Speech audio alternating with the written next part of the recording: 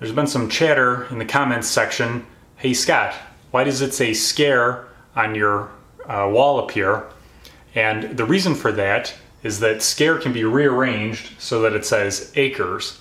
And I had made a sign for someone at one point that said Aprose Acres, which was a, well, the place used to be a horse farm, and it wasn't anymore, but they originally had a sign up that said that. I can throw in some pictures here of the new sign and maybe the old one. It had decayed, and they wanted to replace it because it had a lot of memories for them.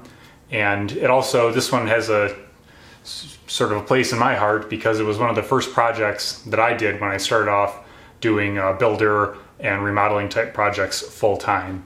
I had done some other work for this customer on their barns, repairing them. I put a roof on one of them and just a variety of other things. And they asked me at the end if I could tack on this little sign project, you know, give me a price, and they agreed to do it. So I actually took and hand cut all of these letters out of plywood and painted them black, and put them on the sign, painted it up real nice, ripped down some aluminum for the sides. I think I did it up pretty well. Cedar posts so they won't rot, and made a sign for them. These were some of the maybe test ones that I made. I don't think I had any extra small ones, but they were laying around.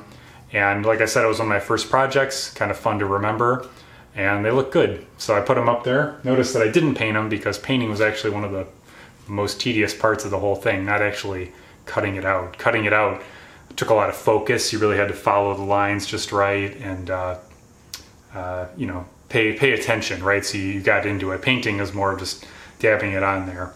So I skipped that part on these, but I sanded off the burrs and put them up there, and that font is to match what was originally on the sign. So that's the story of my scare letters. I'm glad you asked, and I'll see you next time.